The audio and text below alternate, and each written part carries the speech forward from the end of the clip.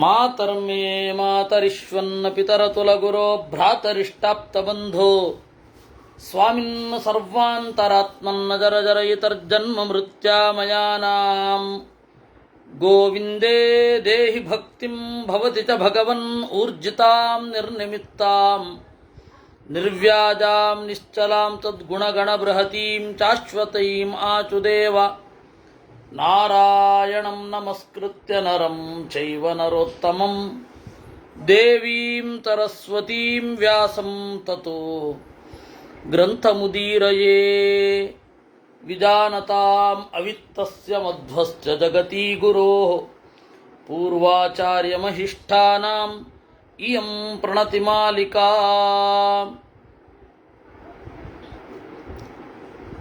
ವಾಸ್ತವಿಕವಾಗಿ ನಾವು ನೆನ್ನೆ ಮಾಡಬೇಕಿತ್ತು, ಕಾರಣಾಂತರದಿಂದ ಆಗಲಿಲ್ಲ.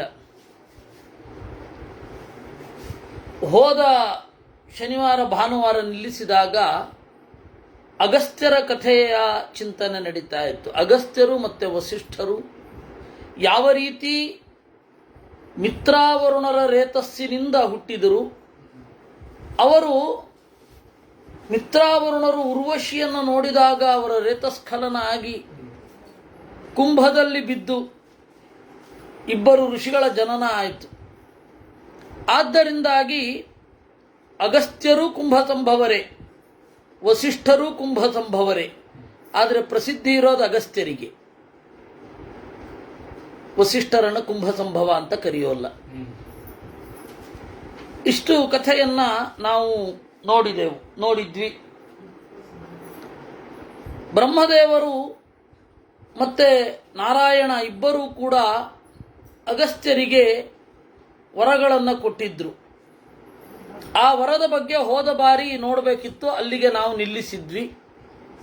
ಅಲ್ಲಿಂದ ಮುಂದುವರಿಯೋಣ. ಅಗಸ್ತ್ಯರ ಮಹಿಮೆ ಅಪಾರ. ಇಡೀ ದಕ್ಷಿಣ ಅಗಸ್ತ್ಯರಿಂದ ರೂಪುಗೊಂಡದ್ದು ಅಂತ. ಅದರಿಂದಾಗಿ ಅಗಸ್ತ್ಯರು ಅವತ್ತಿನ ಕಾಲದಲ್ಲಿಯೇ ದಕ್ಷಿಣದಲ್ಲಿ ಬಂದು ನೆಲೆಸಿದ ಋಷಿ ಅಂತ, ದಾಕ್ಷಿಣೋ ಋಷಿ ಅಂತ ಕರೀತಾರೆ ಅವ್ರನ್ನ. ದಕ್ಷಿಣಕ್ಕೆ ಒಂದು ಶ್ರೇಷ್ಠವಾದ ಸ್ಥಾನವನ್ನು ಕಲ್ಪಿಸಿದ್ದು. ಈ ಉತ್ತರದವರಿದ್ದಾರಲ್ಲ, ಅವರು ತಮಿಳನ್ನ ಭೀಕರವಾಗಿ ಅಣಗಿಸ್ತಾರೆ ಅಗಸ್ತ್ಯರ ಕಾರಣದಿಂದ. ಇವರು ಕೂಡ ತಮಿಳರು ನಮ್ಮದೆಲ್ಲ ಅಕತ್ಯ ಮುನಿ ಅಂತ ಹೇಳಿ ಶುರು ಮಾಡ್ತಾರೆ. ಅಗಸ್ತ್ಯ ಅಂತ ಅನ್ನೋಲ್ಲ ಅವರು. ಅಗಸ್ತ್ಯ ನಾಡಿ, ಅಗಸ್ತ್ಯ ಸ್ಮೃತಿ, ಅಗಸ್ತ್ಯ ರಹಸ್ಯ ಎಲ್ಲ ಅಗಸ್ತ್ಯದಿಂದಲೇ ಶುರು ಆಗುತ್ತೆ. ಆ ತರಹದ ದಕ್ಷಿಣಾಪಥದ ಋಷಿ ಅಗಸ್ತ್ಯರು. ಆ ಅಗಸ್ತ್ಯರು ಕೇಳುವಾಗ ಸೇಮ್ ಇವತ್ತು ನಾವು ವಾದಿರಾಜರಿಗೆ ಏನು ಹೇಳ್ತೇವೋ ಅದೇ ಅಗಸ್ತ್ಯರಿಗೂ ನಾವು ನೋಡ್ತೇವೆ ಪುರಾಣದಲ್ಲಿ. ಯಾವುದು ಅಗಸ್ತ್ಯ ಅಂತ ಇಲ್ಲ. ಅಗಸ್ತ್ಯ ಅಂತ ಹೇಳಿದ್ರೆ ಬೆಟ್ಟವನ್ನು ಬೆಳೆಯುವುದನ್ನು ನಿಲ್ಲಿಸಿದವ ಅಂತ. ಅದು ಅಗಂ ಸ್ಥ್ಯತಿ ಅಂತಾನೆ ರೂಪ. ಯಾವದ್ಬ್ರಹ್ಮತಃತ್ರಾಣಾಂ ಪಂಚವಿಂಶತಿ ಕೋಟಯಃ ವೈಮಾನಿಕೋ ಭವಿಷ್ಯಾಮಿ ದಕ್ಷಿಣಾಚಲವರ್ತ್ಮನಿ. ದಕ್ಷಿಣದ ದಾರಿಯಲ್ಲಿ ನಾನು ವೈಮಾನಿಕನಾಗಿ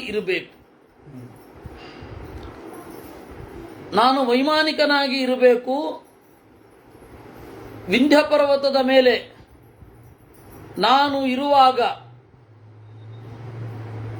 ನನ್ನನ್ನು ಪೂಜಿಸಬೇಕು, ಅಗಸ್ತ್ಯನನ್ನ. ಇದು ನನಗೆ ನೀನು ಕೊಡಬೇಕಾದ ವರ.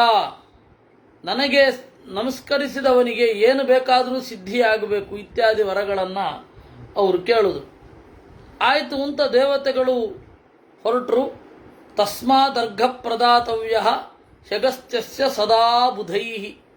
ಅಗಸ್ತ್ಯರಿಗೆ ಅರ್ಘ್ಯವನ್ನು ಕೊಡಬೇಕು. ಅರ್ಘಪ್ರದಾನ ಹೇಗೆ ಮಾಡಬೇಕು ಅಂತ ನಾರದರು ಕೇಳಿದ್ರು. ಆಗ ಈಶ್ವರ ಹೇಳಿದ, ಪ್ರತ್ಯೂಚ ತಮಯೇ ವಿದ್ವಾನ್ ಕುರ್ಯಾದಸ್ಯೋದಯೇ ನಿಶಿ. ಮುಂಜಾನೆ ಎದ್ದು ಸ್ನಾನವನ್ನು ಮಾಡಿ ಶುಕ್ಲತಿಲೈಹಿ ಬಿಳಿ ಎಳ್ಳನ್ನು ತೆಗೆದುಕೊಂಡು ಬಿಳಿ ಬಟ್ಟೆಯನ್ನು ಹಾಕಿಕೊಂಡು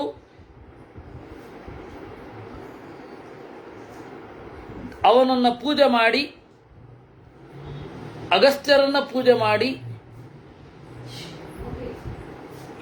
ಕಲಶೋದಕದಲ್ಲಿ ಅಭಿಮಂತ್ರಣ ಮಾಡಿ ದೇವತೆಗಳನ್ನು ಅವರಿಗೆ ತರ್ಪಣವನ್ನು ಕೊಡಬೇಕು. ಏನಂತ ಹೇಳಬೇಕು? ಕಾಶ ಪುಷ್ಪ ಪ್ರತೀಕಾಶ ವನ್ಹಿಮಾರುತ ಸಂಭವ ಮಿತ್ರ ವರುಣಯೋ ಪುತ್ರ ಕುಂಭಯೋನೇ ನಮೋಸ್ತುತೇ. ಅವರ ಎಲ್ಲ ಶ್ರೇಷ್ಠವಾದ ಗುಣಗಳನ್ನು ನೆನಪಿಸಿಕೊಳ್ಳಬೇಕು. ಮಿತ್ರ ವರುಣಯೋ ಪುತ್ರ, ಮಿತ್ರ ಹಾಗೂ ವರುಣರಿಬ್ಬರಿಂದ ಹುಟ್ಟಿದವನೇ. ಕುಂಭಯೋನೇ, ಮಡಕೆಯಲ್ಲಿ ಮೂಡಿದವನೇ. ವಿಂಧ್ಯ ವೃದ್ಧಿ ಕ್ಷಯಕರ, ವಿಂಧ್ಯ ಪರ್ವತ ಬೆಳೆಯುವುದನ್ನು ತಡೆದವ.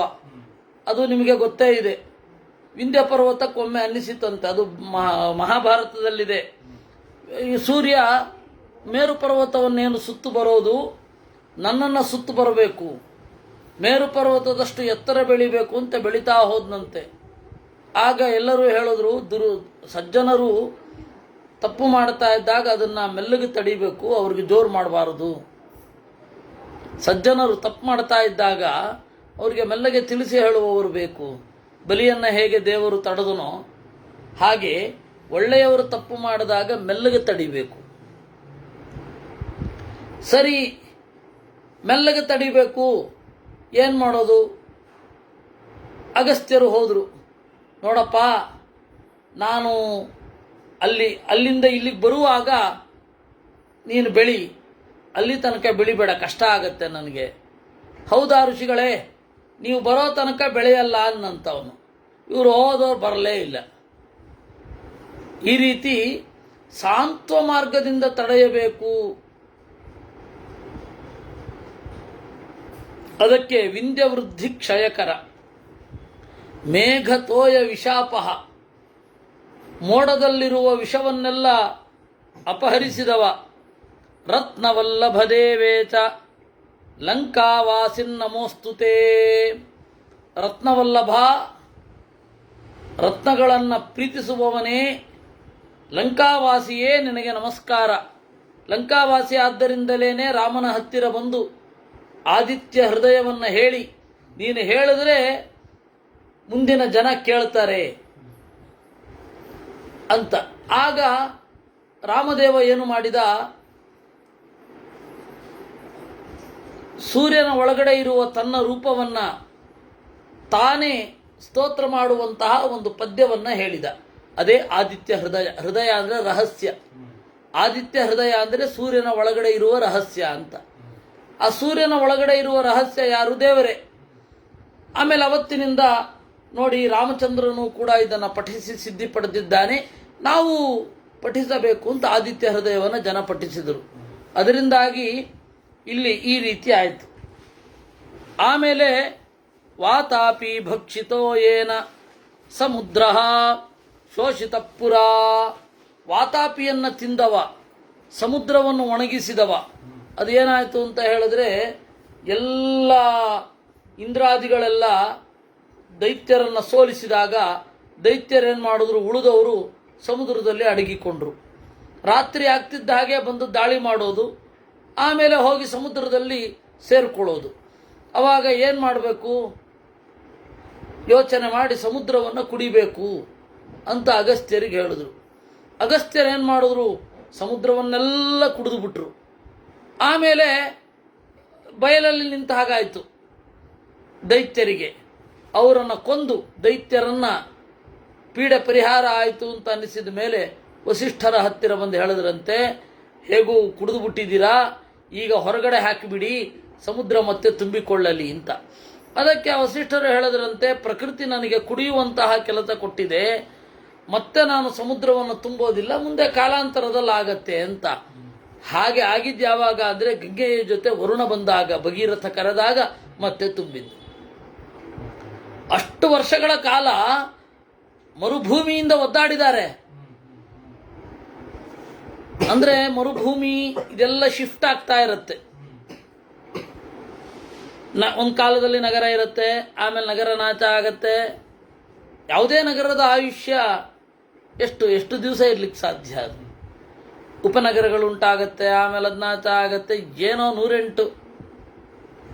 ಅದರಿಂದ ಸಮುದ್ರ ಶೋಷಿತ ಪುರ ಲೋಪ ಮುದ್ರಾಪತಿ ಶ್ರೀಮಾನ್ ಯೋಸೌ ತಸ್ಮೈ ನಮೋ ನಮಃ. ಲೋಪಾಮುದ್ರೆಯ ಪತಿಯಾದ ಅಗಸ್ತ್ಯರೇ ನಿಮಗೆ ನಮಸ್ಕಾರ. ಇಷ್ಟು ಹೇಳಿ ಅರ್ಘ್ಯವನ್ನು ಕೊಡಬೇಕು, ಪೂಜೆಯ ನೀರು. ಆಮೇಲೆ ಲೋಪಾಮುದ್ರೆ ನಮಸ್ತುಭ್ಯಂ ಅರ್ಘ್ಯೋ ಮೇ ಪ್ರತಿಗೃಹ್ಯತಾಂ. ಇನ್ನು ಅಗಸ್ತ್ಯರ ಹೆಂಡತಿ ಲೋಪಾಮುದ್ರೆ, ಅವಳು ಸಾಮಾನ್ಯರಲ್ಲ, ರಾಜಪುತ್ರಿ. ಅವಳೇನು ಮಾಡಿದ್ಲು? ಆಭರಣ ಕೇಳಿದ್ಲು.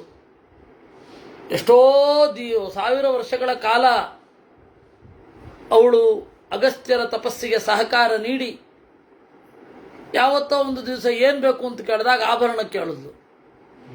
ಅಗಸ್ತ್ಯರೇನು ಮಾಡಿದ್ರು? ಪಕ್ಕದಲ್ಲಿದ್ದ ಒಬ್ಬ ರಾಜನ ಹತ್ರ ಹೋದರು. ಅವನೇನು ಮಾಡಿದ? ಆಯವ್ಯಯ ಪತ್ರವನ್ನು ಮುಂದೆ ಇಟ್ಟ, ಖರ್ಚು ಮತ್ತೆ ಗಳಿಕೆ.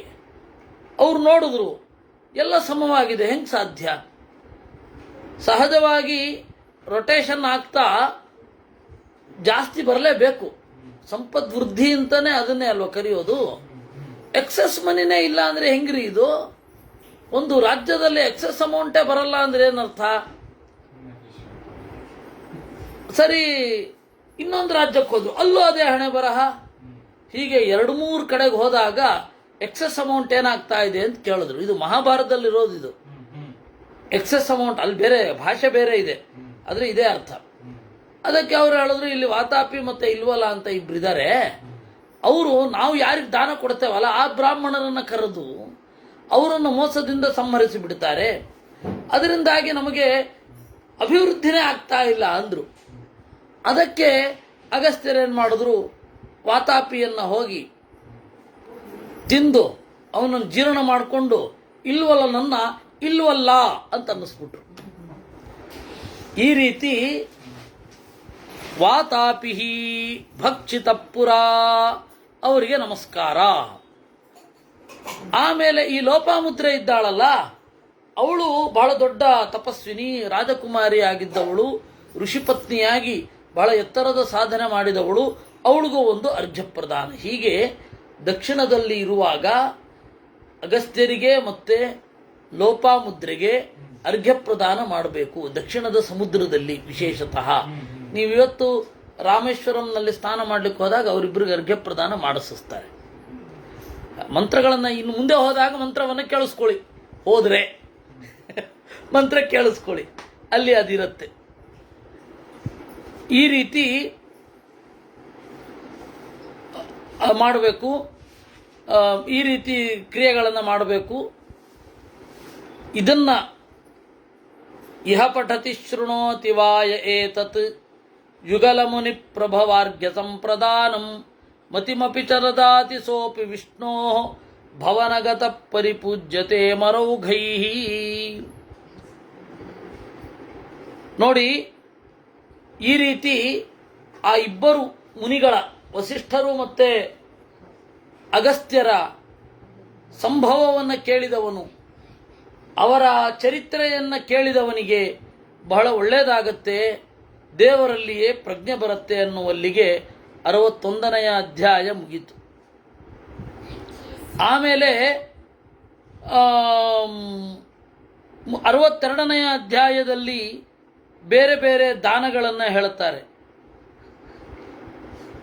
ಆಮೇಲೆ ಮಾಘ ಮಾಸದಲ್ಲಿ ಬಂದಾಗ ಏನು ಮಾಡಬೇಕು ಅಂತನ್ನೋದನ್ನು ಹೇಳುತ್ತಾರೆ. ಅದೇ ಸ್ನಾನಾದಿಗಳೇ, ದಾನಾದಿಗಳೇ.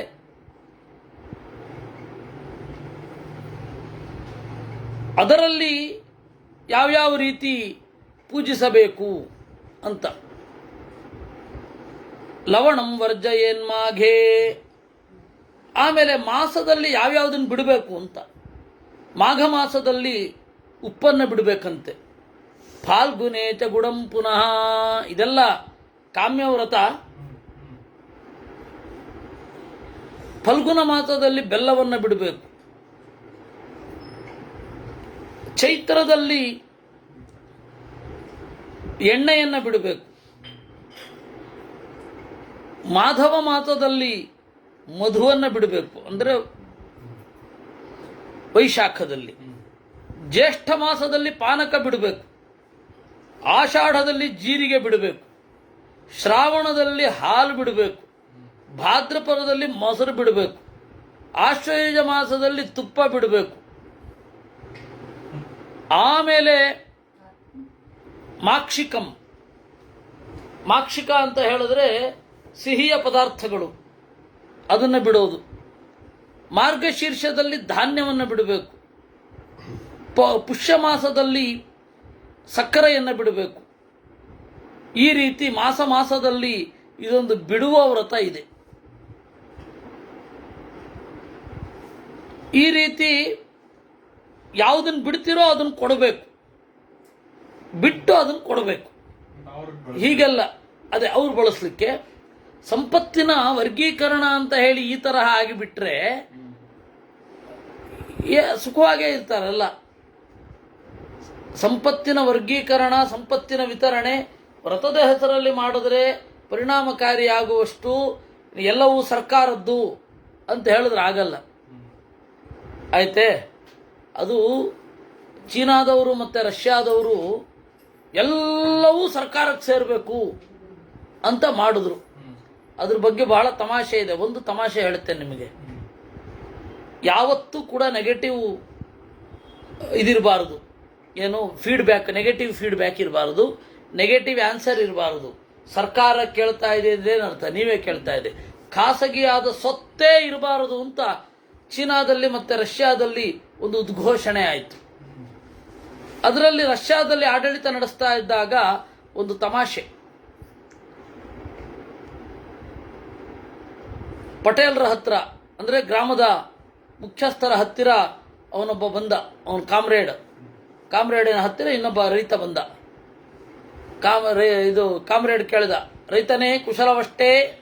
ಆ ಕುಶಲ ಕಾಮ್ರೇಡ್, ಹೇಳು ಎಷ್ಟು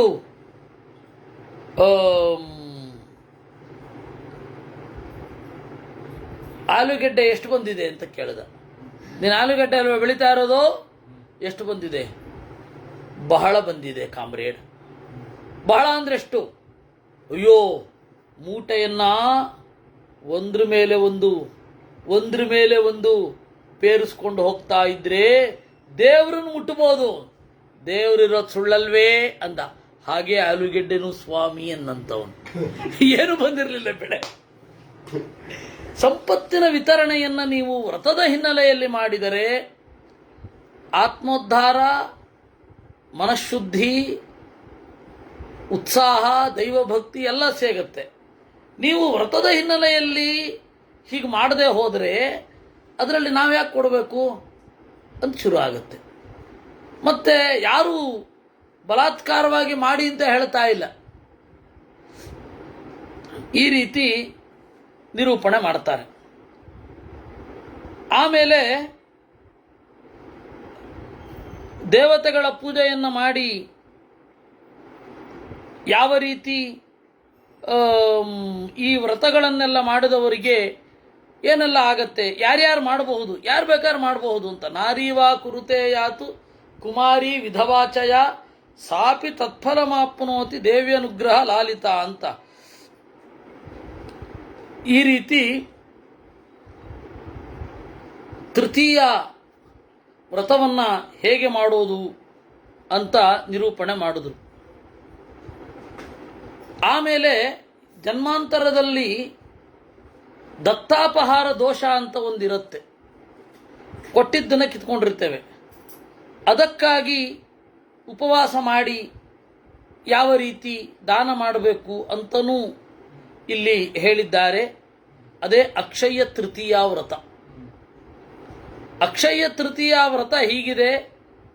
ಯಸ್ಯಾಂ ದತ್ತಂ ಹುತಂ ಜಪ್ತಂ ಸರ್ವಂ ಭವತಿ ಚಾಕ್ಷಯಂ ವೈಶಾಖ ಶುಕ್ಲ ಪಕ್ಷೇತು ತೃತೀಯಾಯೈರುಪೋಷಿತ ಅಕ್ಷಯಂ ಫಲಮಾಪ್ನೋತಿ ಸರ್ವಸ್ಯ ಸುಕೃತಸ್ಯತು ಸಾತತಾ ಕೃತ್ತಿಕೋಪೇತ ಕೃತ್ತಿಕೆಯಿಂದ ಕೂಡಿದ್ರೆ ವಿಶೇಷ, ಎಲ್ಲವೂ ಅಕ್ಷಯ ಆಗತ್ತೆ ಅಂತ. ಆದರೆ ಒಂದು ತಿಳ್ಕೊಳ್ಳಿ, ಪುರಾಣ ಕೃಷ್ಣದನ್ನು ಬಿಟ್ಟು, ಕೃಷ್ಣ ಜಯಂತಿಯನ್ನು ಬಿಟ್ಟು, ಆಯ್ತಾ, ಕೃಷ್ಣ ಜಯಂತಿಯನ್ನು ಬಿಟ್ಟು, ಏಕಾದಶಿಯನ್ನು ಬಿಟ್ಟು ಯಾವ ಇದನ್ನು ಹೇಳ್ತಾರೆ, ಅವತಾರಗಳಿಗೆ ಸಂಬಂಧಪಟ್ಟ ಹಾಗೆ ಹೇಳ್ತಾರೆ, ಅವೆಲ್ಲ ನೀವು ಆ ಅವತಾರವನ್ನು ಚಿಂತಿಸಿ ಅಂತ ಹೇಳ್ತಾ ಇದ್ದಾರೆ ಅಷ್ಟೇ ವಿನಃ ಇದೇ ಸಂದರ್ಭದಲ್ಲಿ ಅವತಾರ ಆಗಿರೋದು ಅಂತಲ್ಲ. ಇವಾಗ ಚಿತ್ರಾ ಪೂರ್ಣಿಮೆ ಅದನ್ನು ಕೇಳಿ, ಓ ಹನುಮಂತ ಈಗ ಹುಟ್ಟಿರಬಹುದೇ, ಹಾಗೆ ಹುಟ್ಟಿರಬಹುದೇ, ಅಯ್ಯೋ ಅವೆಲ್ಲ ಇಲ್ಲ. ಅಲ್ಲಿ ಎಲ್ಲ ನಮಗೆ ಮಹಾಭಾರತದಲ್ಲಾಗಲಿ ರಾಮಾಯಣದಲ್ಲಾಗಲಿ ಇದಕ್ಕೆ ಯಾವ ಪ್ರೂಫು ಸಿಗಲ್ಲ. ಯಾವ ಸಮಯದಲ್ಲಿ ಬಂದರು, ಯಾವ ಸಮಯದಲ್ಲಿ ಹೋದರು, ಚಳಿಗಾಲ ಆದಮೇಲೆ ಅಂತ ಯಾವಾಗಲೂ ಇರುತ್ತೆ. ಉತ್ತರದವರು ಅದು ಹೆಂಗೆ ಮಾಡ್ತಾ ಇದ್ರೋ ದೇವ್ರಿಗೆ ಗೊತ್ತು. ಅದು ವಿಜಯದಶಮಿ ದಿವಸ ರಾವಣನನ್ನು ಕೊಂದ ಅಂತ ಅದರ ನೆನಪಿಗಾಗಿ ಇವರು ಕೂಡ ರಾವಣನ ಬೊಂಬೆ ಇಟ್ಟು ಅದಕ್ಕೆ ಬಾಣ ಬಿಡುತ್ತಾರೆ. ಅದು ವಾಸ್ತವನ ಅಂತ ನೋಡಿದ್ರೆ ಅಲ್ಲ. ಯಾಕೆಂದರೆ ಚಳಿಗಾಲ ಹೇಮಂತಿಕೈ ಪ್ರಸೂನೈಸ್ತೈ ಅಂತ ಅಲ್ಲಿ ಬರುತ್ತೆ. ಚಳಿಗಾಲದಲ್ಲಿ ಬರುವ ಇದನ್ನು ನೋಡಿ, ಓ ನಮ್ಮ 1 ತಿಂಗಳು ಕಳೆದೋಗಿದೆ ಅಂತ ಹನುಮದಾದಿಗಳು ಅಂದುಕೊಂಡ್ರು ಅಂತ. ಬೇಸಿಗೆ ಕಾಲ ಮುಗಿದು ಚಳಿಗಾಲ ಶುರು ಆದಮೇಲೇನೆ ಕಳುಹಿಸಿದ್ದು ಆ ಹನುಮಂತನೇ ಮೊದಲಾದವರನ್ನು. ಅದಾದ ಮೇಲೆ ಮತ್ತೆ ಆಗಿದೆ. ಒಟ್ಟಾರೆ ವಿಜಯದಶಮಿ ಮಾಡಿದ ಅಂತನ್ನೋದಕ್ಕೆ ಯಾವ ಪ್ರೂಫ್ ಇಲ್ಲ. ಆಮೇಲೆ ವಿಜಯದಶಮಿಯಿಂದ ದೀಪಾವಳಿ ಆಗೋ ತನಕ ಅವರು ಬಂದರು, ಮೊದಲನೇ ದೀಪಾವಳಿ ಅಯೋಧ್ಯೆಯಲ್ಲಿ ಅಂತ. ಇದೆಲ್ಲ ಅದು ಯಾರ್ಯಾರೋ ಹುಟ್ಟಿಸಿದ್ದೇ ವಿನಃ ವಾಸ್ತವ ಅಲ್ಲ. ಹಾಗೆ ಪುರಾಣದಲ್ಲಿ ಬರುವ ಹೆಚ್ಚಿನ ಈ ತರಹದ ವ್ರತಗಳನ್ನು ನಾವು ಮುಂದೆ ಹೋಗಬೇಕು. ಇದೊಂದು ವ್ರತ ಇದೆ ಅಷ್ಟೇ ನಮಗೆ ತಿಳಿಯಬೇಕಾದದ್ದು. ಆಮೇಲೆ ಮಧುರಾ ಭಾರತೀಯೇನ ಕೇನ ವ್ರತೇನ ಮಧುಸೂದನ, ಚಂದದ ಮಾತು ಯಾವುದರಿಂದ ಬರುತ್ತೆ, ಯಾವ ವ್ರತದಿಂದ ಬರುತ್ತೆ ಅಂತ ಕೇಳ್ತಾರೆ. ಅದಕ್ಕೆ ಸಾರಸ್ವತ ವ್ರತ ಅಂತ ಒಂದಿದೆ. ಆ ಸಾರಸ್ವತ ವ್ರತದಲ್ಲಿ ನಾವು ಪೂಜೆ ಮಾಡಬೇಕಾದದ್ದು ಸರಸ್ವತಿಯನ್ನ. ಅಂದರೆ ನೋಡಿ, ಇಲ್ಲಿ ಹೇಳ್ತಾ ಇರುವ ಯಾವ ವ್ರತವೂ ಈಗ ಆಚರಣೆಯಲ್ಲಿ ಇಲ್ಲ. ನಾವು ಸಟೀಕಾ ವ್ರತ ರತ್ನ ನೋಡ್ತೇವೆ. ಆಮೇಲೆ ಇನ್ನೊಂದು ಯಾವುದು ಸ್ಮೃತಿ ಕೌಸ್ತುಭ ಅಂತ ಹೇಳಿ ಒಂದು ಗ್ರಂಥ ಇದೆ. ಅದನ್ನೆಲ್ಲ ನಮ್ಮ ಮುತ್ತಾತ ಎಡಿಟ್ ಮಾಡಿದ್ದು ಅವಾಗ 1901ರಲ್ಲಿ 2ರಲ್ಲಿ ಎಲ್ಲ. ಇವಾಗ ನೋಡಿದ್ರೆ ನಗು ಬರುತ್ತೆ. ಅವರು ಈ ವ್ರತಗಳನ್ನೆಲ್ಲ ಮಾಡಲೇಬೇಕು ಅಂತ ಹೇಳಿ ಲಿಸ್ಟ್ ಹಾಕಿದ್ದಾರೆ. ಅದು ಯಾವುದು ಪುರಾಣಕ್ಕೆ ಮ್ಯಾಚ್ ಆಗಲ್ಲ. ಪುರಾಣದಲ್ಲಿರುವ ವ್ರತಗಳೇ ಬೇರೆ. ಈಗ ನಮಗೆ ಈ ಕಾಲಕ್ಕೆ ಇರತಕ್ಕಂತಹ ವ್ರತಗಳೇ ಬೇರೆ. ಅದರಿಂದಾಗಿ ಈ ವ್ರತಗಳೆಲ್ಲ, ಒಂದು ವ್ರತ ಅಂದರೆ, ಒಂದು ಉಪವಾಸ ಅಂದರೆ ಒಂದು ಚೌಕಟ್ಟಿದೆ. ಆ ಚೌಕಟ್ಟಿಗೆ ಅಳವಡಿಸಿ ಏನು ಬೇಕಾರಾಗಬಹುದು. ಅದರಿಂದಾಗಿ ಸ್ವರ್ಣಗೌರಿ ವ್ರತ, ವರಮಹಾಲಕ್ಷ್ಮಿ ವ್ರತ, ಈ ಥರದ್ದು ಅಂತ ಸಾಲು ಬೆಳೀತಾ ಹೋಗುತ್ತೆ. ಆಯಿತಾ? ಅದೇನು ಶ್ರಾವಣ ಗೌರಿ ವ್ರತ, ಆಮೇಲೆ ಪಕ್ಷ ಮಾಸದ ಗೌರಿ ವ್ರತ ಇದೆಯಾ? ಇಲ್ಲ ಅಲ್ಲ, ಇಲ್ಲ. ಆ ಥರದ್ದು ವ್ರತಗಳು UK ಮಾಡುವ ಎಲ್ಲ ವ್ರತಗಳು ಅದೆಲ್ಲ ಇದೆ. ಅವರು ಆಗ ಸೃಷ್ಟಿ ಮಾಡಿದ್ದು ಅಲ್ಲ. ಎಲ್ಲಿ ಮಾಡಿದ್ರು ಅಷ್ಟೇ ಕಣೋ. ಅಲ್ಲ, ಎಲ್ಲೂ ಹೆಚ್ಚು ಜಾಸ್ತಿ ಅಲ್ಲಿ. ಹಾಗೆ ಸರಸ್ವತಿ ವ್ರತ ಅಂತ.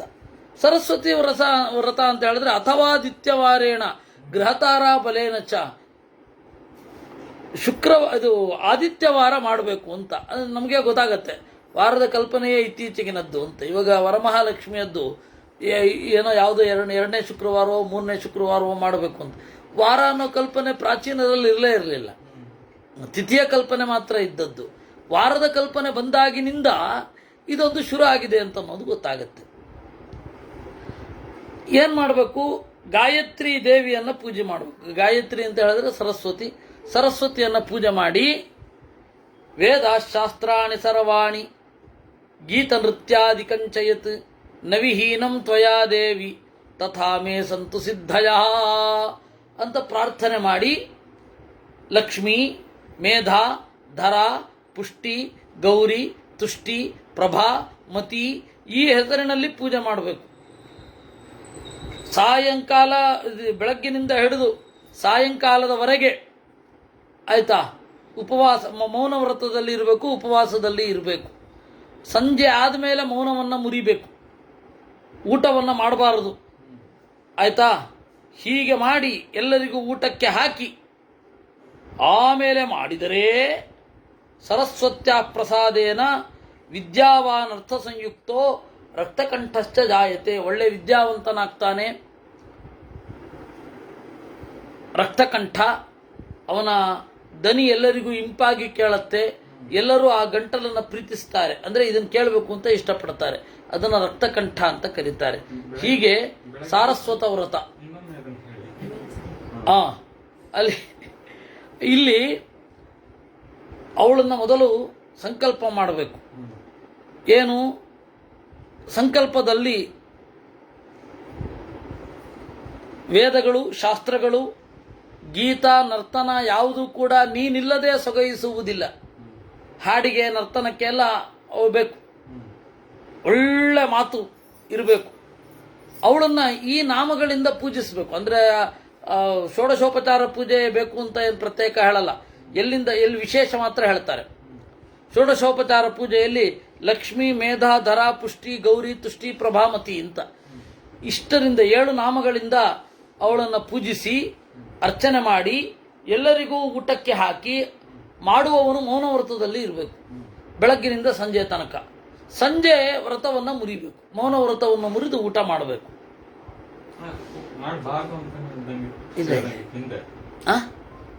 ಇಲ್ಲ ಅದೇನಿಲ್ಲ.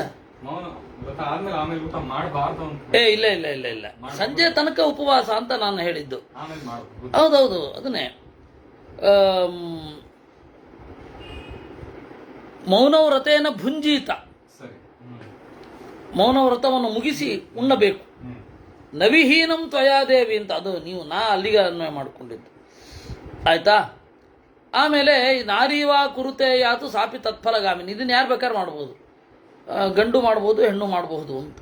ಹೀಗೆ ಸಾರಸ್ವತ ವ್ರತ. ಇದನ್ನು ಯಾರು ಕೇಳ್ತಾರೆ ಅವ್ರಿಗೂ ಒಳ್ಳೇದಾಗುತ್ತೆ. ಅದು 13 ತಿಂಗಳಲ್ಲಿ 13 ತಿಂಗಳು ಮಾಡಬೇಕು. ಒಂದೊಂದು ದಿವಸ 13 ತಿಂಗಳು, ಒಂದು ತೃತೀಯ, ಅಂದರೆ ಪ್ರತಿ ತೃತೀಯ ಮಾಡಬೇಕು. 13 ಆದರೆ ಎಷ್ಟಾಗಬೇಕು ಅಷ್ಟಾಗಬೇಕು. ಅವಾಗ ಏನಾಗುತ್ತೆ, ಒಂದು 6 ತಿಂಗಳು, 6 ತಿಂಗಳು ಹೀಗೆ ಇದಾಗುತ್ತೆ. ಆಮೇಲೆ ಚಂದ್ರಾದಿತ್ಯೋಪರಾಗೇತು ಯತ್ಸ್ನಾನಂ ಅಭಿಧೀಯತೆ ಹೇಳಿದ್ದಾರೆ ಆಚಾರ್ಯರು. ಮಹಾಭಾರತ ತಾತ್ಪರ್ಯ ನಿರ್ಣಯದಲ್ಲಿ ಒಂದು ಮಾತು ಹೇಳ್ತಾರೆ.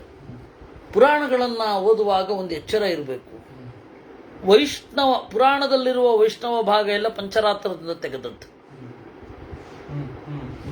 ಬ್ರಾಹ್ಮಾಂಶ್ಚ ವೇದತಶ್ಚೈವ ವೈಷ್ಣವಾನ್ ಪಂಚರಾತ್ರತಃ ಶೈವಾನ್ ಪಾಶುಪತಾಚಕ್ರೇ. ಪುರಾಣಗಳನ್ನು ಮಾಡುವಾಗ ಪುರಾಣ ಗ್ರಂಥ ಸಂಶ್ರಯಾನ್, ಅಲ್ಲಿರುವ ವೈಷ್ಣವ ಭಾಗವನ್ನೆಲ್ಲ ಪಂಚರಾತ್ರದಿಂದ ತೆಗೆದದ್ದು. ಅಲ್ಲಿರುವ ಪಾಶುಪತಗಳನ್ನು, ಅಲ್ಲಿರುವ ಶೈವ ಭಾಗವನ್ನೆಲ್ಲ ಪಾಶುಪತಾಗಮದಿಂದ ತೆಗೆದದ್ದು. ಅಲ್ಲಿರುವ ಬ್ರಹ್ಮನನ್ನ ಸರ್ವೋತ್ತಮ ಅಂತ ಹೇಳುವ ಭಾಗಗಳು ಏನಿದೆ ಅದನ್ನು ಎಲ್ಲಿಂದ ತೆಗೆದದ್ದು ಅಂತ ಹೇಳಿದ್ರೆ ಪಾಶುಪತ, ಇದು ವೇದದ ಮೇಲುನೋಟದ ಅರ್ಥವನ್ನು ಇಟ್ಟುಕೊಂಡು ತೆಗೆದದ್ದು. ಬ್ರಹ್ಮಪರವಾದ ಭಾಗ ಸ್ವಲ್ಪ ಇರೋದು ಪುರಾಣಗಳಲ್ಲಿ. ಒಟ್ಟಾರೆ ನೀವು ನೋಡಿದ್ರೆ ಒಂದು 20% ಇದೆ ಅಷ್ಟೇ ಬ್ರಹ್ಮಪರವಾದ ಭಾಗ. ಇನ್ನು 80% 50% ಇವಂದಿರೋದು. ಯಾರ್ದು? ಇಬ್ಬರದು, ವಿಷ್ಣು ಮತ್ತು ರುದ್ರರದ್ದು ಇಬ್ಬರದ್ದು ಇರೋದು. ಮತ್ತೆ ಇನ್ನಷ್ಟು ಉಳಿತಲ್ಲ, ಅದು ಇಬ್ಬರಿಗೂ ಅನ್ವಯ ಆಗುವ ಹಾಗೆ ಇರುತ್ತೆ. ಈ ತರಹ ಮಾಡ್ತಾರೆ. ಪುರಾಣವನ್ನು ಓದುವಾಗ 30%, 15%, 20% ಬ್ರಹ್ಮಪರವಾಗಿ ಇರೋದು, ಇನ್ನು 50%, ಎಷ್ಟು 70 ಆಯಿತು. ಇನ್ನು 50%, ಅದರಲ್ಲಿ 25 ಬ್ರಹ್ಮನನ್ನು ಹೇಳದೇನೆ ವಿಷ್ಣು ಪರವಾಗಿರುವ 25%, ಸ್ಪಷ್ಟವಾಗಿ ಶಿವಪರವಾಗಿರುವ 25%. ಅವಾಗ ಎಷ್ಟಾಯಿತು? 70 ಆಯಿತು. ಇನ್ನು 30% ಮೋಹಕವಾಗಿ ಎಲ್ಲರನ್ನ ಹೇಳುವಂತಹದ್ದು. ಅದರಲ್ಲಿ ನಾವು ಸಮಾಧಿ ಭಾಷೆ, ಗುಹ್ಯ ಭಾಷೆ, ದರ್ಶನ ಭಾಷೆ ಹುಡುಕಬೇಕು. ಅದರಿಂದಾಗಿ ಪುರಾಣಗಳು ಹೇಳುವಂತಹ ಹೆಚ್ಚಿನ ವ್ರತಗಳು ಕಾಮ್ಯ ವ್ರತಗಳು. ಆಚಾರ್ಯರು ಹೇಳಿದ್ದಾರೆ, ಏಕಾದಶಿಯನ್ನ ಶುಕ್ಲ ಪಕ್ಷದ ಮಾಡಿ ಕೃಷ್ಣ ಪಕ್ಷದ ಮಾಡಬೇಡಿ, ಕೆಲವೊಮ್ಮೆ ಕೃಷ್ಣ ಪಕ್ಷದ ಮಾಡಿ ಶುಕ್ಲ ಪಕ್ಷದ ಮಾಡಬೇಡಿ ಅಂತನ್ನುವ ಮಾತುಗಳು ಬರುತ್ತೆ ಏಕಾದಶಿಯ ಬಗ್ಗೆ. ಅದಕ್ಕೆ ಮಧ್ವಾಚಾರ್ಯರು ಹೇಳಿದ್ರು ಕೃಷ್ಣಾಮೃತ ಮಹಾರಣವದಲ್ಲಿ, ಅದು ಕಾಮ್ಯ, ಅದರಿಂದಾಗಿ ನೀವು ಅಷ್ಟೇ ನೋಡ್ಕೊಳ್ಳಿ ಅಂತ. ಅದರಿಂದಾಗಿ ನಮಗೆ ಇವತ್ತು ಯಾವುದೇ ಧರ್ಮಶಾಸ್ತ್ರ, ಯಾವುದೇ ತಂತ್ರಶಾಸ್ತ್ರ ಅದು ವೇದಾಂತದ ಕೆಳಗಡೆ ಇರಬೇಕು, ವೇದಾಂತದ ತಲೆ ಮೇಲೆ ಕೂಡಬಾರದು. ಅದು ನಮಗೆ ಮುಖ್ಯವಾದದ್ದು. ಏಕೆಂದರೆ ಇವತ್ತು ಎಲ್ಲ ವಿದ್ವಾಂಸರು, ನನಗೆ ಬೇಸರ ಆಗೋದು, ಘಟ್ಟದ ಮೇಲಿನ ವಿದ್ವಾಂಸರು ತರ್ಕಶಾಸ್ತ್ರವನ್ನು ಹಿಡಿದು ವ್ಯಾಕರಣಶಾಸ್ತ್ರವನ್ನು ಹಿಡಿದು ಅದೇ ಪರಮ. ಇನ್ನು ಘಟ್ಟದ ಕೆಳಗಿನ ವಿದ್ವಾಂಸರು ತಂತ್ರಶಾಸ್ತ್ರ, ಜ್ಯೋತಿಷ್ಯ, ಆಚಾರನ ಕೇಳೋರು ಯಾರೂ ಇಲ್ಲ. ಅದಕ್ಕೊಂದು ಮಿತಿ ಇದೆ. ಈ ಎಲ್ಲ ಶಾಸ್ತ್ರಗಳಿಗೂ ಮಿತಿ ಇದೆ. ಆಚಾರ್ಯರು ಮಾತ್ರ ಸುಪ್ರೀಂ, ಮುಖ್ಯ ಪ್ರಾಣ ತತ್ವ. ಆ ಮುಖ್ಯ ಪ್ರಾಣ ತತ್ವವನ್ನು ಯಾವ ತಂತ್ರಶಾಸ್ತ್ರದವರು, ಜ್ಯೋತಿಷ್ಕರು ಹೇಳಲಿಲ್ಲ. ಯಾಕೆ ಅಂತ ಹೇಳಿದ್ರೆ, ಮುಖ್ಯ ಪ್ರಾಣನನ್ನು ಪ್ರತ್ಯೇಕವಾಗಿ ಉಪಾಸನೆ ಮಾಡುವ ಪ್ರಸಂಗವೇ ಇಲ್ಲ. ಮುಖ್ಯ ಪ್ರಾಣನನ್ನ ಉಪಾಸನೆ ಮಾಡಬೇಕು ಅಂದರೆ ದೇವರ ಜೊತೆಗೇನೆ ಮಾಡಬೇಕು, ಪ್ರತ್ಯೇಕವಾಗಿ ಮಾಡುವ ಪ್ರಸಂಗವೇ ಇಲ್ಲ. ಅದು ಅಷ್ಟು ವೀರವ್ರತ. ಆದ್ದರಿಂದಾಗಿ ನಿಮಗೆ ಭೀಮಸೇನನ ಪೂಜೆ ಸಿಗೋದಿಲ್ಲ. ಅದಕ್ಕೆ ಇವರು ಏನೇನೋ ಕಥೆನೂ ಹೇಳ್ತಾರೆ. ಯಾವುದು ಅವರು ಶಾಪ ಕೊಟ್ಟರು, ಇವರು ಶಾಪ ಕೊಟ್ಟರು, ನಿನಗೆ ಮೂಲ ರೂಪದಲ್ಲಿ ಪೂಜೆ ಆಗದೆ ಇರಲಿ ಅಂತ ಶಾಪ ಕೊಟ್ಟರು ಅಂತ. ಬ್ರಹ್ಮದೇವರಿಗೆ ಮತ್ತೆ ಮುಖ್ಯ ಪ್ರಾಣನಿಗೆ ಇಬ್ಬರಿಗೂ ಶಾಪ ಇದೆ, ಋಷಿಗಳದ್ದು. ನಿಮಗೆ ಮೂಲ ರೂಪದಲ್ಲಿ ಪೂಜೆ ಆಗದೆ ಇರಲಿ ಅಂತ. ಆಚಾರ್ಯರು ಯಾಕೆ ಹೇಳ್ತಾರೆ ಮೂಲ ರೂಪದಲ್ಲಿ ಪೂಜೆ ಆಗಬಾರದು ಅಂದರೆ, ಮೂಲ ರೂಪವನ್ನೇ ಚಿಂತನೆ ಮಾಡೋದು. ಪ್ರಭುಮಚ್ಯುತಾಂಕೆ ಅಂತ ಇದು ಮುಖ್ಯ ಪ್ರಾಣನಿಗೆ ದೇವರ ತೊಡೆಯ ಮೇಲೆ, ಬಲ ತೊಡೆಯ ಮೇಲೆ ಕುಳಿತಿರುವ ಮುಖ್ಯ ಪ್ರಾಣನನ್ನ ನೆನಪಿಸ್ಕೊಳ್ಬೇಕು. ಪೂಜೆ ಯಾಕಿಲ್ಲ ಅಂದ್ರೆ, ಪೂಜಾ ವಿಧಾನ ಯಾರಿಗೆ ಬೇಕಾದ್ರೂ ಮಾಡಬಹುದು, ಅದಲ್ಲ. ಅದು ಪ್ರತ್ಯೇಕ ಪೂಜೆ ಯಾಕಿಲ್ಲ ಮುಖ್ಯ ಪ್ರಾಣನಿಗೆ ಅಂತ ಹೇಳಿದ್ರೆ, ದೇವತಾ ರೂಪದಲ್ಲಿ ಯಾಕೆ ಇಲ್ಲ ಅಂದರೆ, ಮಹಾಭಾರತದ ಸಭಾಪರ್ವದಲ್ಲಿ ಬ್ರಹ್ಮಲೋಕದಲ್ಲಿ ಇರುವ ಯಾವ್ಯಾವ ದೇವತೆಗಳಿದ್ದಾರೆ ಅಂತ ಬೇಕಾದ್ರೆ ಅವರು ನಾವರ್ಣ ಗಿವರ್ಣ ಅಂತೆಲ್ಲ ಮಾಡ್ಕೊಂಡು ಮಾಡ್ಬೋದು. ಮಾಡಬೇಕು ಅಂದರೆ ಮಾಡ್ಬೋದು, ಆದರೆ ಮಾಡೋ ಅಗತ್ಯ ಇಲ್ಲ. ಯಾಕಂದರೆ ದೇವರ ಜೊತೆಗೇನೆ ಪೂಜೆ ಮಾಡೋದು. ಆದ್ದರಿಂದ ಈ ರೀತಿ ಕಾಮ್ಯ ವ್ರತಗಳನ್ನೂ ಹೇಳುತ್ತೆ ಪುರಾಣ ಅನ್ನೋದು ಎಚ್ಚರ ಇರಬೇಕು. ಯಾವುದು ತಗೊಳ್ಬೇಕೋ ಅದನ್ನು ತಗೊಂಡು ಅದರ ಮಾತಿನ ಶೈಲಿಯನ್ನು ನೋಡಿಕೊಂಡು ಪುರಾಣವನ್ನು ಓದಬೇಕಾದ್ರೆ ಇದರೆಲ್ಲದರ ಎಚ್ಚರ ಇಟ್ಟುಕೊಂಡೇ ಓದಬೇಕು. ಯಾವುದೇ ಶಾಸ್ತ್ರವನ್ನು ಓದಬೇಕಾದ್ರೆ ವೇದಾಂತಕ್ಕಿಂತ ಮಿಗಿಲಾಗಬಾರದು, ವೇದಾಂತದ ತಲೆಯ ಮೇಲೆ ಹತ್ತಿ ಕುಣಿಬಾರದು. ಬ್ರಹ್ಮಸೂತ್ರ, ಉಪನಿಷತ್ತು, ವೇದ, ಮಹಾಭಾರತ, ರಾಮಾಯಣ, ಪಂಚರಾತ್ರ ಕೆಲವು ಸಿಗತ್ತೆ ಅಂತ ಹೇಳ್ತಾರೆ, ಕೆಲವು ಸಿಗಲ್ಲ ಅಂತಾರೆ. ಪಂಚರಾತ್ರ ಬಿಡೋಣ, ಇಷ್ಟು ಸಾಕು. ವಾಸ್ತವಿಕವಾಗಿ ಇದ್ರ ಒಳಗಡೆ ಸುತ್ತಾಡಬೇಕು. ಬೇರೆ ಇದರಲ್ಲಿ ಇದಕ್ಕೆ ಅವಕಾಶ ಇದ್ದರೆ ಅದನ್ನು ಅಪ್ಲೈ ಮಾಡಬೇಕು, ಇಲ್ಲ ಅಂತಂದರೆ ಏನು ಚಿಂತೆ ಇಲ್ಲ. ಇನ್ನು ಚಂದ್ರಾದಿತ್ಯೋಪರಾಗೇತು ಯತ್ಸ್ನಾನಂ ಅಭಿಧೀಯತೆ. ಗ್ರಹಣದಲ್ಲಿ ಸ್ನಾನ ಏನು, ಯಾವ ರೀತಿ ನಾವು ಸ್ನಾನಾದಿಗಳನ್ನು ಮಾಡಬೇಕು ಅಂತ, ಅದಕ್ಕೆ ಹೇಗೆ ಮಾಡಬೇಕು ಅಂತ ನಿರೂಪಣೆ ಮಾಡ್ತಾರೆ. ಆದರೆ ಈ ರೀತಿ ಯಾರೂ ಮಾಡ್ತಾ ಇಲ್ಲ ಈಗ. ಪೂರ್ವಮೇವೋಪರಾಗಸ್ಯ ಸಮಾಸಾದ್ಯೌಷಧಾಧಿಕಂ ಸ್ಥಾಪಯೇತ್ ಚತುರ ಕುಂಭಾನ್ ಔರಣಾನ್ ಸಾಗರಾನಿತಿ. 4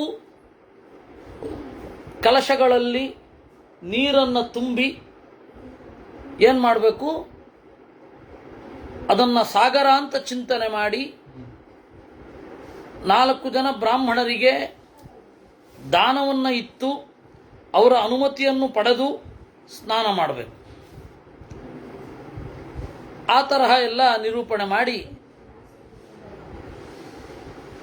ಅವರಿಗೆ ದಕ್ಷಿಣೆ ಮೊದಲಾದವುಗಳನ್ನು ಕೊಟ್ಟು ಅವರೇನು ಮಾಡಬೇಕು, ಎಲ್ಲ ಸಮುದ್ರಗಳು ಸರ್ವೇ ಸಮುದ್ರ ಸರಿತಃ ತೀರ್ಥಾನಿ ಜಲದಾನದಾಹ ಆಯಾಂತು ಯಜಮಾನಸ್ಯ ದುರಿತ ಕ್ಷಯಕಾರಕಾಹ ಅಂತ ಅವರು ಕಲಶ ಪೂಜೆಯನ್ನು ಮಾಡಿ ಅದರಿಂದ ಇವನಿಗೆ ಮುಗಿದ ಮೇಲೆ ನೀರನ್ನು ಹಾಕಬೇಕು ಅಂತ ಇರೋದು. ಈ ತರಹ ಯಾರು ಮಾಡ್ತಾ ಇಲ್ಲ ಈಗ. ಯೋಸೌ ವಜ್ರಧರೋ ದೇವ ಆದಿತ್ಯಾನಾಂ ಪ್ರಭುರ್ಮತಃ ಅಂತ ಗ್ರಹಣದ ಸಂದರ್ಭದಲ್ಲಿ ನೀವು ಹೇಳಿಕೊಳ್ಳಬೇಕಾದ ಶ್ಲೋಕ ಅಂತ ಹಾಕ್ತಾರಲ್ಲ, ಅದು ಇಲ್ಲಿದೆ. ಯಾರು ವಜ್ರಧರನಾದ ಇಂದ್ರ ಇದ್ದಾನೆ, ಸಹಸ್ರ ನಯನಶ್ಚ ಇಂದ್ರ ಗ್ರಹಪೀಡಾಂ ವ್ಯಪೋಹತು, ಸಿಡಿಲ ಬಡಿಗೆಯನ್ನು ಹಿಡಿದ ಆದಿತ್ಯರಿಗೆ ಒಡೆಯನಾದ 1000 ಕಣ್ಗಳಿರುವ ಇಂದ್ರ ಗ್ರಹಪೀಡೆಯನ್ನು ಪರಿಹರಿಸಲಿ.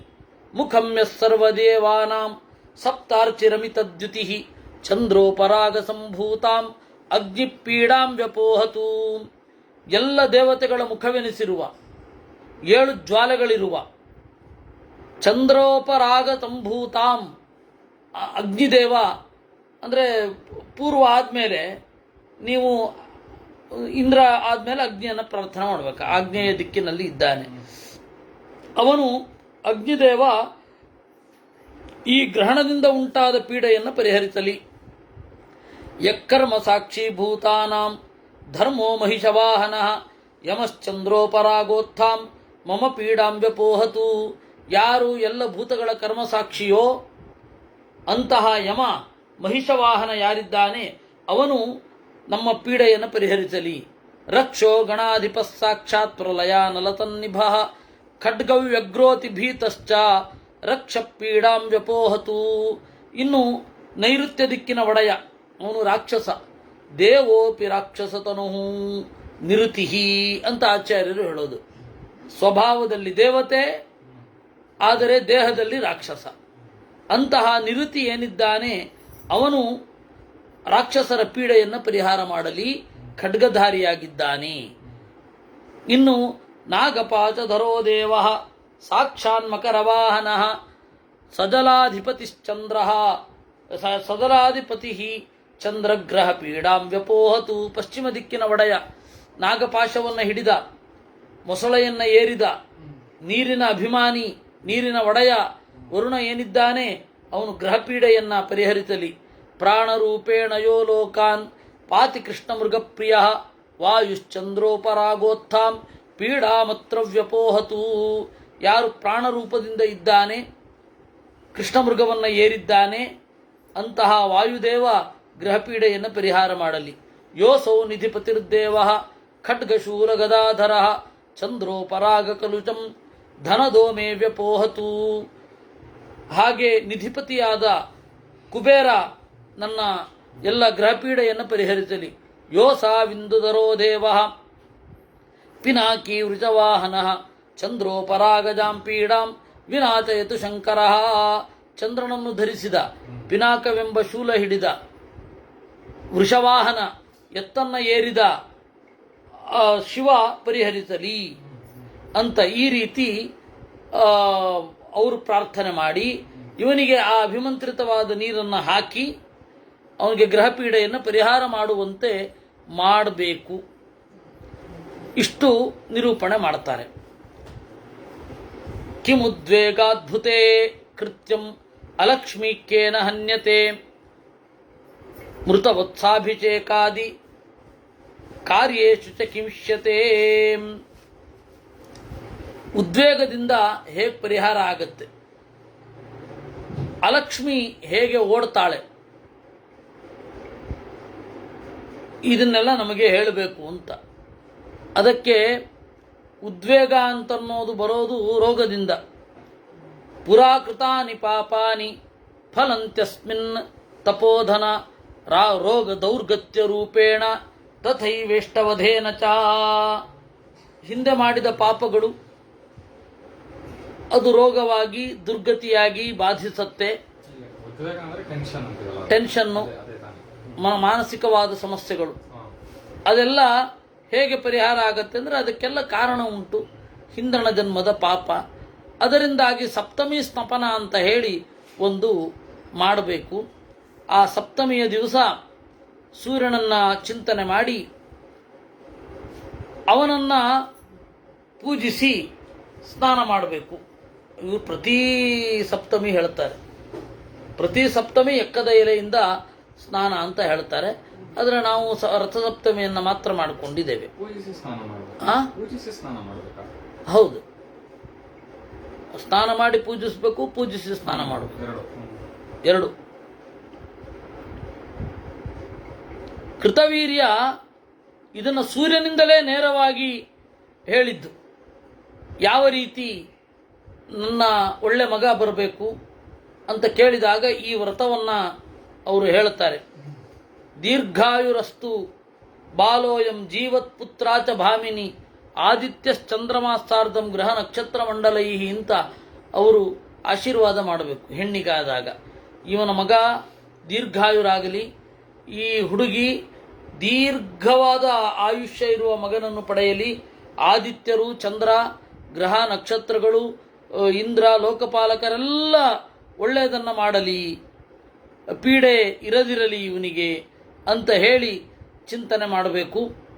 ಈ ತರಹದ ಸಪ್ತಮಿ ಸ್ನಪನ ಅಂತನ್ನೋದು ಅತ್ಯಂತ ಪುಣ್ಯಪ್ರದ ಅಂತ ಹೇಳ್ತಾರೆ.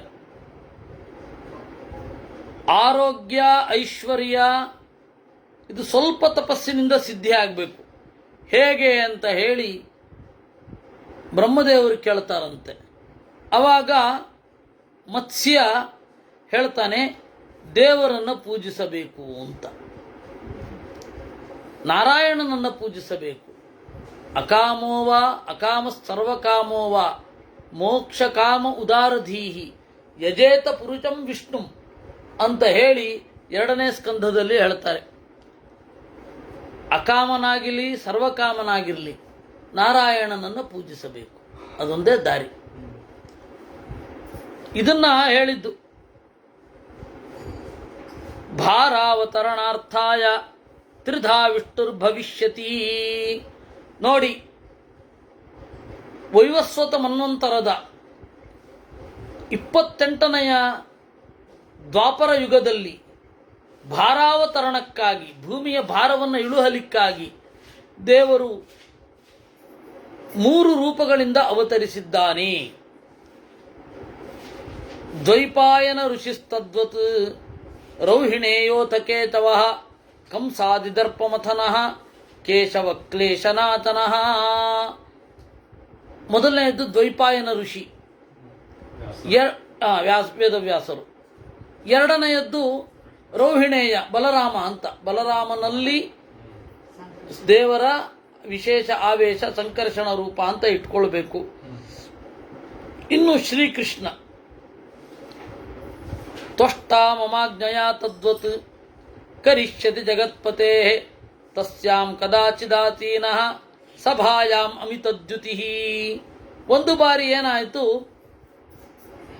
ಎಲ್ಲ ಸಭೆಯಲ್ಲಿ ಕುಳಿತಾಗ ಭೀಮಸೇನ ಕೇಳಿದ, ಪ್ರವೃತ್ತಾಸು ಪುರಾಣೀಷು ಧರ್ಮ ಸಂಬಂಧಿನೀಷು ಚ ಕಥಾಂತೆ ಭೀಮಸೇನೇನ ಪರಿಪೃಷ್ಟ ಪ್ರತಾಪವಾನ್. ಎಲ್ಲ ಬೇರೆ ಬೇರೆ ಪುರಾಣಗಳಲ್ಲಿ ಬಂದ ವ್ರತ ನಿಯಮ ಇತ್ಯಾದಿ ಎಲ್ಲ ಚರ್ಚೆ ಆಗ್ತಾ ಇರುವಾಗ ಭೀಮಸೇನ ಕೇಳಿದ,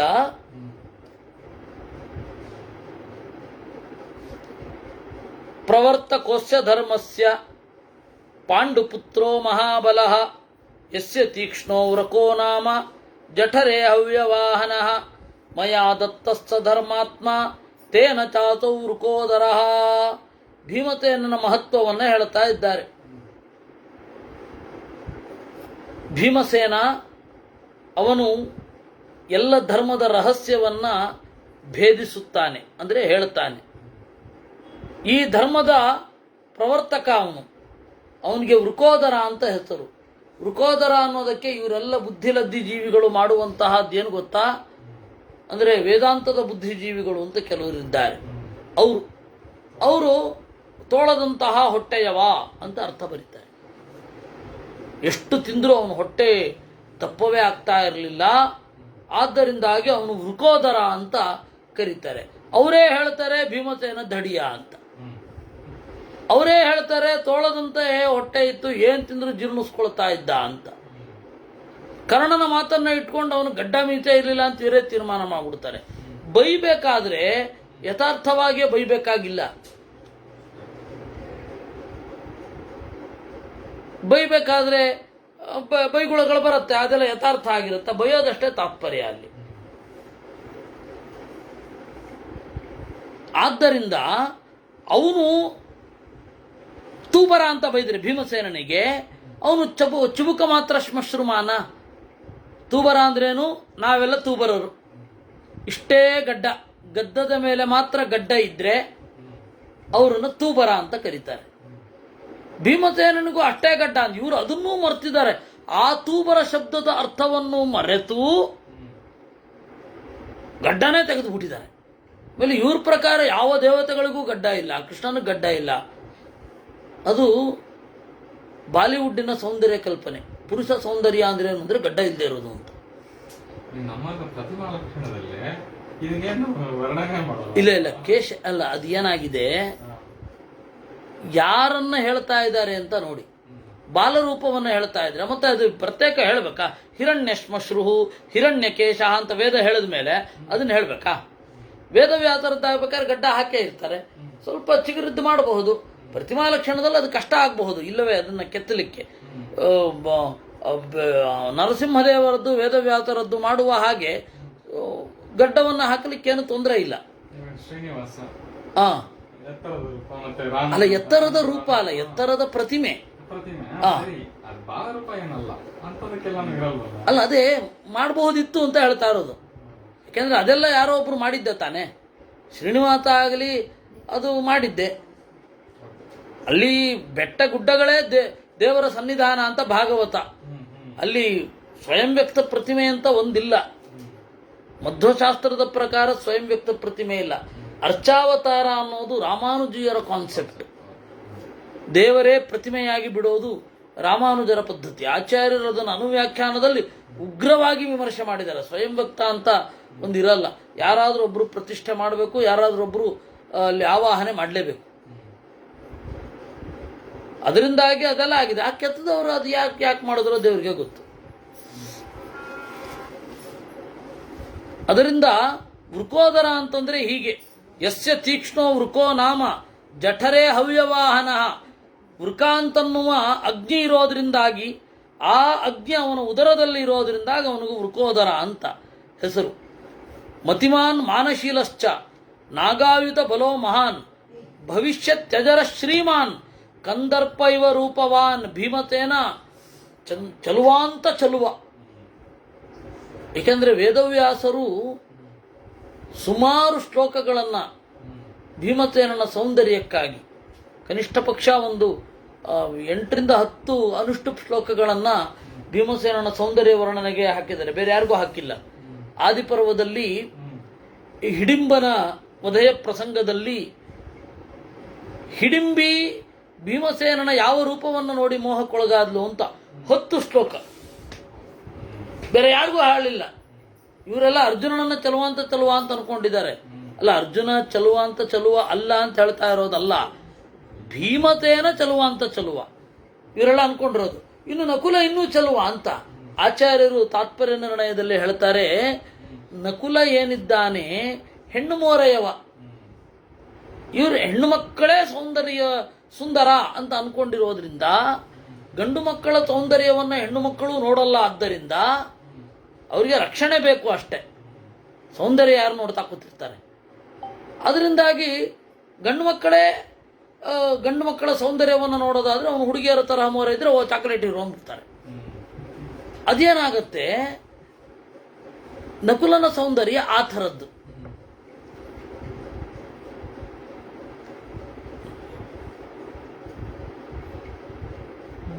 ದ್ವಾತ್ರಿಂಶಲ್ಲಕ್ಷಣೋಪೇತವಾದ ಸೌಂದರ್ಯ ಭೀಮಸೇನಿಗಿದೆ. ಅದನ್ನು ಯಾರು ಗುರುತಿಸಬೇಕು? ಶಿಲ್ಪಶಾಸ್ತ್ರವನ್ನು ಚೆನ್ನಾಗಿ ಬಲ್ಲವರು, ಲಕ್ಷಣಶಾಸ್ತ್ರಜ್ಞರು ತೀರ್ಮಾನ ಮಾಡಬೇಕು.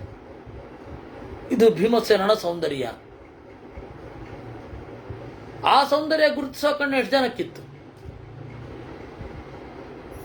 ಅದಕ್ಕೆ ತನ್ಮಾರುತೇನ ಕುಲೇ ಕೋಮಲಾಭ ಅಂತ. ನಕುಲನಲ್ಲಿ ದೇವರು ಮುಖ್ಯ ಪ್ರಾಣ ಕೋಮಲ ರೂಪನಾಗಿ ಇದ್ದ ಅಂತ. ಅದರಿಂದಾಗಿ ನಕುಲ ಪುರುಷ ಸೌಂದರ್ಯ ಇದೆ ಅಂತ ಇವನ್ಗೆ ಹೇಳೋದು, ಯಾರಿಗೆ? ಅರ್ಜುನನಿಗೆ. ಆದರೆ ಮಹಾಭಾರತ ನೋಡಿದರೆ ಅರ್ಜುನನಿಗಿಂತ ಸೌಂದರ್ಯ ಭೀಮಸೇನನಿಗೆ ವರ್ಣನೆ ಮಾಡಿದ್ದಾರೆ. ಮತಿಮಾನ್ ಮಾನಶೀಲಶ್ಚ ನಾಗ, ಮತಿಮಾನ್ ಪ್ರಜ್ಞಾವಂತ, ಮತಿಮಾನ್ ತಿಮ್ಮಂಡಿನ ಮಾಡ್ಬಿಟ್ಟಿದ್ದಾರೆ. ಯಾಕೆಂದ್ರೆ ಇವರು ಹಾಗೆ ಆಗಿರೋದ್ರಿಂದ ಭೀಮಸೇನನನ್ನು ಅಂಡರ್ ಎಸ್ಟಿಮೇಟ್ ಮಾಡೋದು. ವಾಸ್ತವವಾಗಿ ಹಾಗಿಲ್ಲ. ಭೀಮಸೇನ ಮತಿಮಾನ್. ಅವನು ಅಷ್ಟು ಪ್ರೀತನಾಗಿದ್ದರೆ, ಅಷ್ಟು ಪ್ರಿಯ ಆಗಿದ್ದರೆ ಕೃಷ್ಣನಿಗೆ, ಗೀತೆ ಅವನಿಗೆ ಉಪದೇಶ ಮಾಡಬೇಕಿತ್ತು. ಅದಕ್ಕೆ ಗುರುಗಳು ಹೇಳಿದರು, ಅಲ್ರಿ ಪ್ರೀತಿ ಪಾತ್ರ ಅಂತ ಹೇಳಿ ಉಪದೇಶ ಮಾಡಿಬಿಡೋದಲ್ಲ, ಯಾರಿಗೆ ಅಜ್ಞಾನ ಇರುತ್ತೆ ಅವ್ರಿಗೆ ಉಪದೇಶ ಮಾಡಬೇಕು. ಧರ್ಮರಾಜನಿಗೆ ಅಜ್ಞಾನ ಕಂಡಿದೆ, ಅದಕ್ಕೆ ಶಾಂತಿ ಪರ್ವ ಅನುಶಾಸನ ಪರ್ವ ಹೊರಟದ್ದು ಆಯ್ತೆ. ಅರ್ಜುನನಿಗೆ ಅಜ್ಞಾನ ಇದೆ, ಭೀಮಸೇನನಿಗೆ ಹೇಳಲಿಲ್ಲ ಅಂತಂದ್ರೆ ಹೇಳೋ ಅಗತ್ಯ ಇರಲಿಲ್ಲ ಅಂತ ಅರ್ಥ. ಪೂರ್ತಿ ಗೊತ್ತಾಗೋಗಿತ್ತು, ಅವನಿಗೆ ಹೇಳಿಸ್ಕೊಳ್ಳೋ ಪ್ರಸಂಗವೇ ಬರಲಿಲ್ಲ. ಧಾರ್ಮಿಕಸ್ಯಾಪ್ಯಶಕ್ತಸ್ಯ ತೀವ್ರಾಗ್ನಿತ್ವಾದುಪೋಚಣೆ ಇದಂ ವ್ರತಮಚೇಚಾಣಾಂ ವ್ರತಾನಾಮಧಿಕಂ ಯತಃ. ಆದರೆ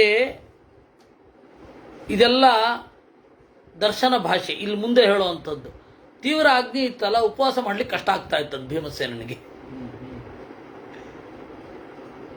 ಈ ತರಹ ಮಾಡಬಹುದು ಅಂತ ಹೇಳಿದನಂತೆ. ಅಷ್ಟಮಿ, ಚತುರ್ದಶಿ, ದ್ವಾದಶಿ ಬೇರೆ ಸಂದರ್ಭದಲ್ಲಿ ನಿನಗೆ ಉಪವಾಸ ಮಾಡಲಿಕ್ಕಾಗಲ್ಲ ಅಲ್ವಾ? ಆದ್ದರಿಂದ ಒಂದು ದಿವಸ ಈ ತರಹ ಮಾಡು ಅಂತ ಹೇಳಿದನಂತೆ. ಏನು? ಬೆಳಗ್ಗಿನಿಂದ ಸಂಜೆ ತನಕ ಉಪವಾಸ ಇರು. ನೋಡಿ, ಇದೇ ಪುರಾಣದಲ್ಲಿ ಭೀಮದ್ವಾದಶಿ ಅಂತ ಒಂದು ಬರುತ್ತೆ. ಅಂದರೆ ಇದು ದರ್ಶನ ಭಾಷೆ. ಭೀಮದ್ವಾದಶಿ ಅಂತ ಬರುತ್ತೆ. ಆ ಭೀಮದ್ವಾದಶಿಯನ್ನ ಸತ್ಯಭಾಮೆ ಮಾಡಿದಳು. ಯಾಕೆಂದ್ರೆ ಭೀಮ ಪ್ರವರ್ತಕತ್ವಾತ್ ಭೀಮದ್ವಾದಶಿ ಅಂತ ಅದೇ ಪುರಾಣದಲ್ಲಿದೆ. ಇಲ್ಲಿ ಅವನು ಹೇಳ್ತಾನೆ, ಅಪ್ಪ ನಿನಗೆ ಬಹಳ ಅಗ್ನಿ ಜ್ವಲಿಸ್ತಾ ಇರುತ್ತೆ, ನಿನಗೆ ಉಪವಾಸ ಮಾಡ್ಲಿಕ್ಕೆ ಕಷ್ಟ ಆಗತ್ತೆ, ಅದರಿಂದ ಬೆಳಗ್ಗಿನಿಂದ ಸಂಜೆಯ ತನಕ ಒಂದು ಅಷ್ಟಮಿ ದಿವಸ ಕೃಷ್ಣನನ್ನ ಹಿಂಗೆ ಪೂಜೆ ಮಾಡುವುದು. ಕೃಷ್ಣನೇ ಹೇಳೋದಂಥದ್ದನ್ನು ಏನಂತ.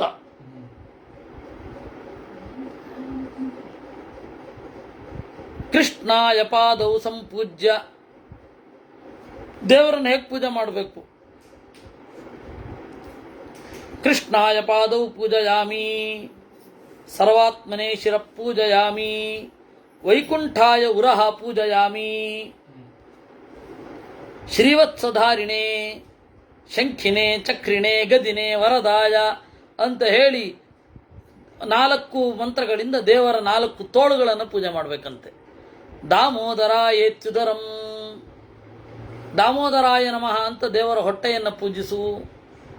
ಮೇಢ್ರಂ ಪಂಚಶರಾಯವೈ, 5 ಬಾಣಗಳನ್ನು ಧರಿಸಿದವ ಅಂತ ಹೇಳಿ ಅವನ ಮಧ್ಯಭಾಗವನ್ನು ಪೂಜಿಸು. ಊರು ಸೌಭಾಗ್ಯನಾಥಾಯ, ಸೌಭಾಗ್ಯದ ಒಡೆಯ ಅಂತ ದೇವರ ತೊಡೆಗಳನ್ನು ನೆನೆ. ಜಾನುನಿ ಭೂತಧಾರಿಣೆ, ಭೂತ ಎಲ್ಲ ಸಮಗ್ರ ಜೀವ ಪ್ರಪಂಚವನ್ನು ಧರಿಸಿದವ ಅಂತ ಹೇಳಿ ಅವನ ಮಂಡಿಗಳನ್ನು ಪೂಜೆ ಮಾಡು. ಹೀಗೆ ಹೇಳಿಕೊಂಡು ಸಂಜೆ ಇದೆ